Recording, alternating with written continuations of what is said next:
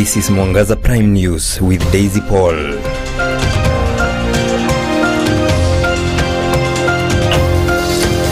Indeed, a very good evening to you. It's a pleasure having you right here on Mwangaza Prime News. My name is Daisy Paul and Vivian Wangeshi for Sign Language Interpretation, and we welcome you to this bulletin tonight.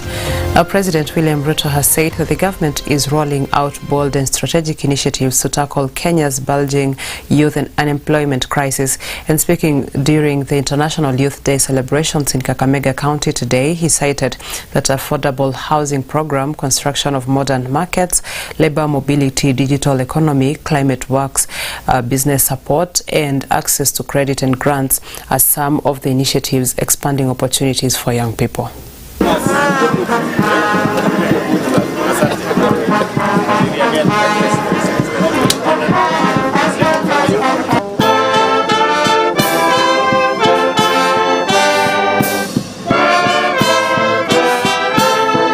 On the digital front, our digital superhighway agenda has reshaped Kenya's economy, placing technology, innovation, and youth at its core. We have expanded digital infrastructure by over 24,000 kilometers of fiber, linking urban centers to remote villages. In 2022, public Wi-Fi hotspots were rare. Today, 1,494 free public access points empower traders, students, and innovators across Kenya. Through the completion of the 316 digital hubs and the ongoing construction of 404 more ICT hubs, we are equipping young Kenyans with the skills to thrive in a rapidly changing world with digital jobs. Over 1.9 million youth have been trained in digital literacy, with nearly 300,000 securing digital jobs across through Ajira, Jitume, and BPO services. Ladies and gentlemen, these programs form the engine of a youth-powered economy. They are the pipelines of opportunity and demonstrate our unwavering belief that when our youth rise, Kenya rises. With determination, hard work, and focus, we can indeed realize our overarching objective of creating at least 1.2 million jobs annually. The single most decisive force that will shape Kenya's destiny is not oil, is not gold, or any other natural resource. It is the young people. For generations, young people have been referred to the leaders of tomorrow. But our youth are the builders of today, the architects of the future, and the driving engine powering Kenya's rise to greatness. I have seen it in many places. I have seen it with the Harambee Stars.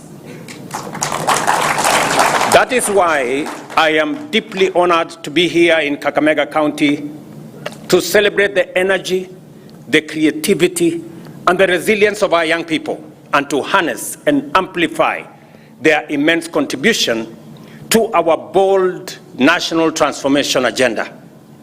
Our Constitution commands us to equip young people with relevant education and training, to guarantee them opportunities for association and representation, to open doors for their political, social, economic, and cultural participation, and to protect them from harmful practices and exploitation.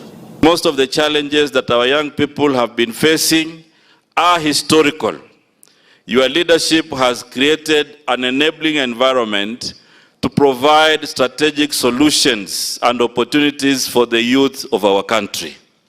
However, for those opportunities to be beneficial, we need to have proactivity within the youth population so that they can proactively connect with the opportunities that exist. And that is why, Your Excellency, this week has been very important for us, because we have provided a window of opportunity for interaction and to connect the young people of our country.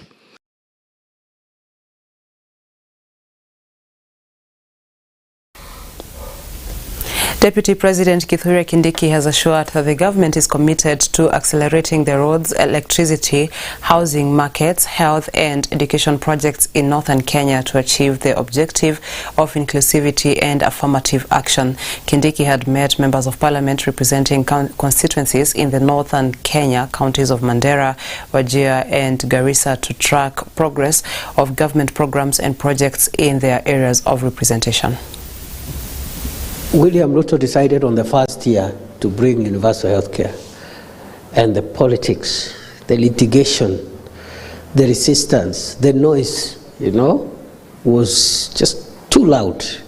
But I'm glad we persevered, and that's why we are where we are today. 25 million is very commendable. It's almost a half of Kenya, almost. So it's not a bad thing. And we have another 2 years. I'm sure we'll reach 30-something, 40 million, which is huge. That's a huge milestone.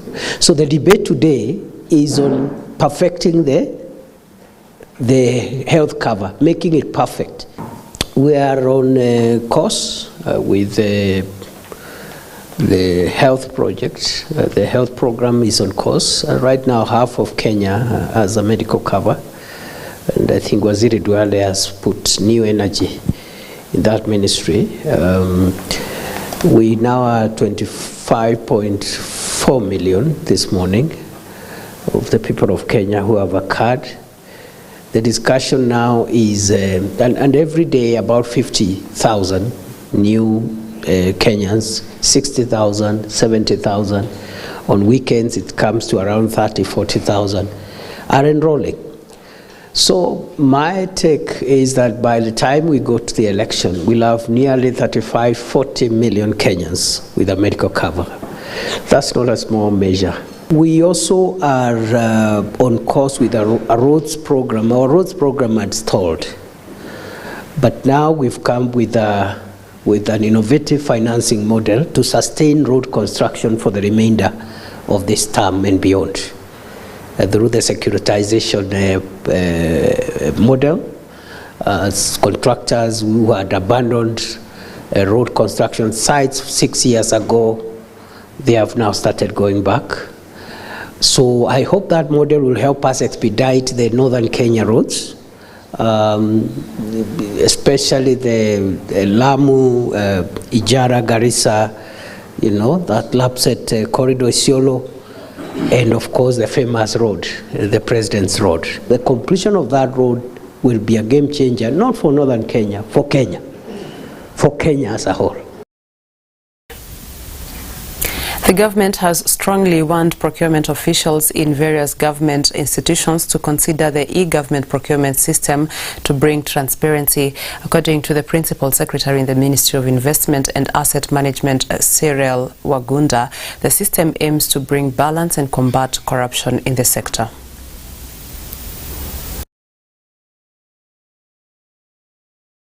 I want to encourage the professionals to embrace, support, and facilitate optimal rollout of EGP system. We are also committed to ensuring that those found non-compliant, we want to ensure that those found non-compliant will be processed in accordance with the law. We have no option but to ensure that EGP work. EGP will, one of the first things that will enhance is transparency. You shall be able to know who has been awarded a tender, when was that tender advertised, how was the evaluation process was undertaken, and who participated in that tendering process, and what were the reasons why the other persons who are lower than the person who has been awarded were disqualified. That we as KISM are fully in support of rolling out to ensure, because our members are the front line. The members actually of procurement and supply chain are the engine, as the PS talked about, the fulcrum upon which e-procurement rolls. And that's where we entrench transparency, visibility, and most importantly, accountability of the procurement process and address those issues of corruption that have been a little bit of a great perception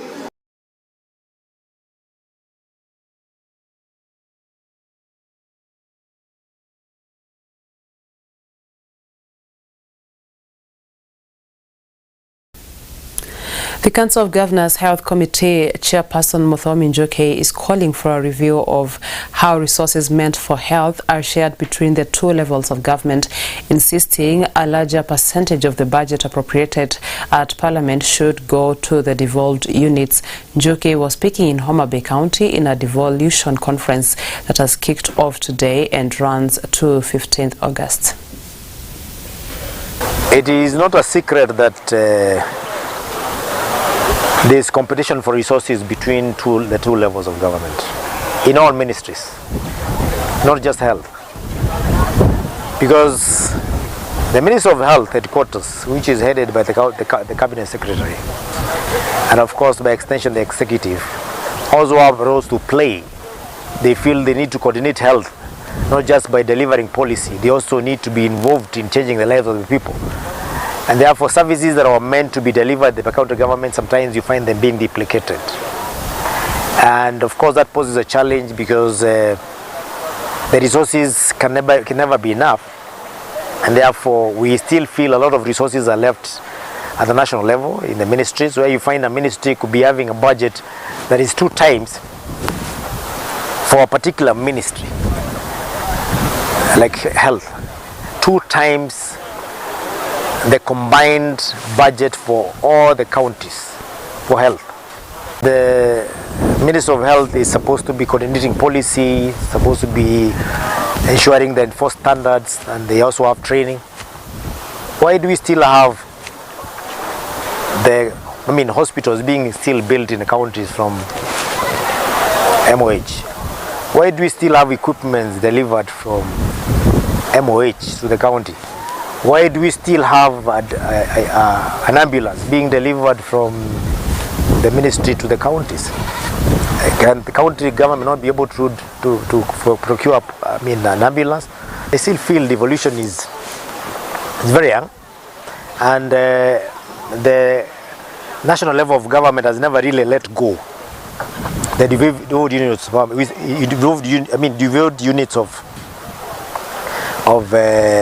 of counties, or what we call the counties, because they still hold on a lot of resources that would be going to counties and helping the counties directly if it's being administrated from the county level without having to go into specific details. The Nairobi CBD Boda Boda team has urged the county government to consider giving them stages to protect them from, and also protect them from the harassment they get daily, as they were promised a conducive working environment by the governor. This was said during a Boda Boda get-together in the CBD, which was organized by Embakasi North Member of Parliament James Mwangi Gakuya, who promised to sponsor them to have a joint Boda Boda circle for them to be part of it. Boda Boda operators in Nairobi, particularly within the Central Business District, are calling on the county government to establish official stages for them and grant legal recognition to their operations. They say this would reduce the daily harassment they face, adding that they were promised a conducive working environment by the governor, a promise they claim has not been fulfilled. Tumeumia saidi. Number 1, hatujapewa stages mahali pa kufanya kazi yenye kiongozi atatupatia. Ama kuna mtu amepewa stage hapa? Hiyo ni number 1. Kiongozi tuna request ukiingia pale utupatie ma stages, ikuwe recognized, ipitishwe na county ili tupewe hizo stages, sisi tuanze kulipa. Si ndio? Si tuko tayari kulipa code? Ndio county pia ipate kitu. Yes. Stage na tujenge shades. Exactly. These opinions were shared during a joint gathering of Boda Boda operators in the CBD, organized by Embakasi North Member of Parliament James Mwangi Gakuya. The MP promised to sponsor the creation of a joint Boda Boda circle to help riders benefit economically through unity and cooperation. Na kitu moja ni kwamba mimi natambua wanaboda na natambua kazi ile wanafanya. Na natambua kazi yao ni kazi ya kujenga nchi. Kwa sababu bila boda huko mbeleni kabla ya Kibaki mambo ilikuwa mangumu. Lakini tangu boda zikubaliwe kuoperate, vijana wamejipatia boka. Na ukienda kule Kisukuma ni pesa. karati ni pesa, nyanya ni pesa.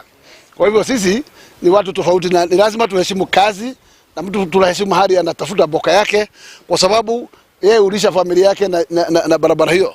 They expressed hope that their concern will be heard so that the boda sector can be improved and respected as a vital pillar of the local economy.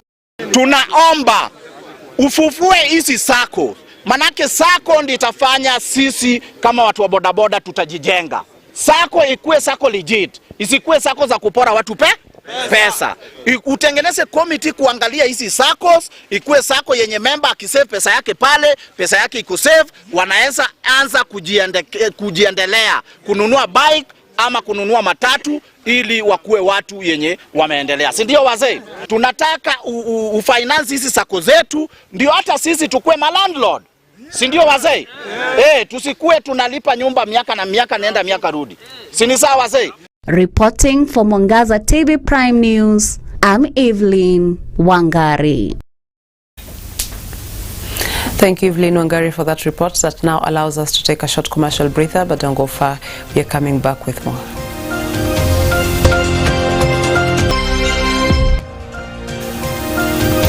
Welcome back. Young people in Coast have been called to invest in business, technology and talent as one of the ways to create job opportunities to deal with the difficult economic times.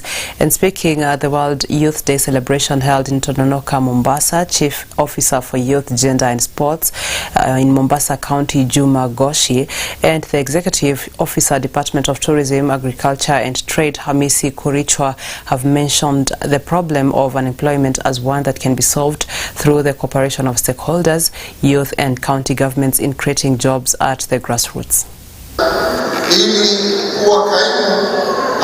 Tuna mpango mmoja kabambe tunawita Stawisha Revolving Fund ambapo tunataka tumetengeneza mfuko ambao utakuwa tunawapatia vijana pesa za kufanya biashara.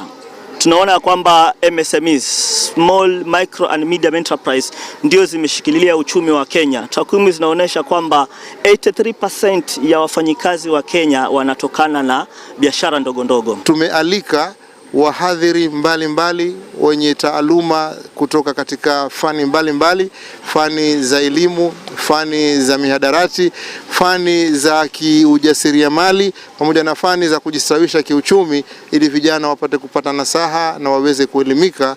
Kwa hiyo tunajitokeza hapa kama vijana sisi kuhakikisha vijana tunajipata kipaumbele kabisa kwa masuala haya kabisa ya kucheza ili tutoke kwenye ile mihadarati, kwa sababu tukiangalia vijana wengi wameingia katika mihadarati. Kwa hiyo hii ni njia moja wapo ambayo inatoa vijana katika masuala ya mihadarati na kuingia katika vipaji ambavyo kwamba vipaji ni ajira, na kama hivi tulivyo hapa tumeajiriwa na tunafanya kazi kama vijana.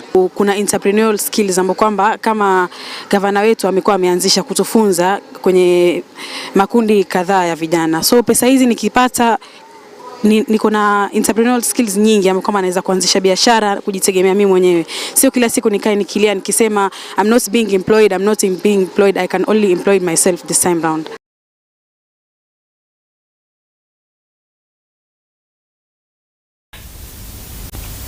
Executive Secretary for the Kenya Music Festival, Janet Langat, has lauded the Communication Authority of Kenya for collaborating with them in the festivals for many years. Janet has also said that the organization has given training to teachers and students, especially about the importance of protecting personal data, security of electronic data, among others. Langat has called for continued collaboration, saying the festivals help in identifying talents. Okay, my name is Janet Langat, the Executive Secretary of Kenya Music Festival. We've been here for the last 10 days. Today is our 10th day. We have seen kids from all over the country. We have enjoyed the festival. We've given them the platform to showcase their talent. In this case, I want to sincerely thank the Communication Authority for partnering with us. We've realized the impact of their theme to our learners. As at this point, our learners understand issues to do with cyber security. Most of our learners have learned a lot in terms of knowing what to do and what not to do in terms of interacting with the gadgets we have now, the digital, all the digital gadgets. We've had 150,000 participants. We have over 600 classes, and we are preparing now for Gala. We have picked the best for both Gala Day 1 and Gala Day 2. Tomorrow we'll be having our Cabinet Secretary, Honorable Julius Ogamba, is going to grace the Gala occasion, and then on the 14th we are going to have the Deputy President gracing the Gala Day 2 under the theme Enhancing the Creative Economy through Artistic Expression for Sustainable Development. Communication Authority came on board in 2018, and they have been our thematic partner for long.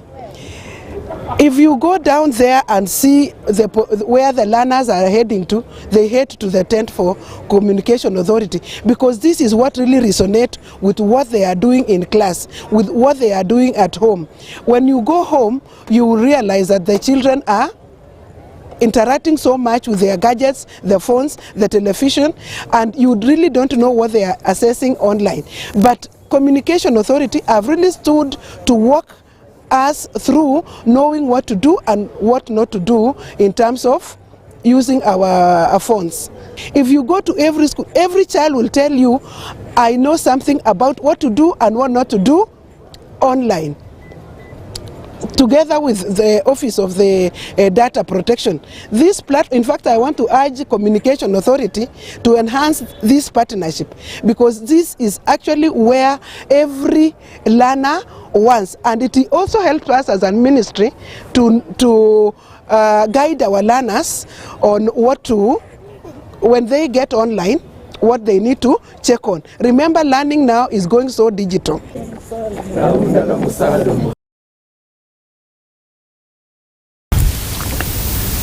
With that, we come to the end of our program tonight. Many thanks for staying with us, and thank you to everyone who has made this a success. My name is Daisy Paul, Vivian Wangeshi for Sign Language Interpretation.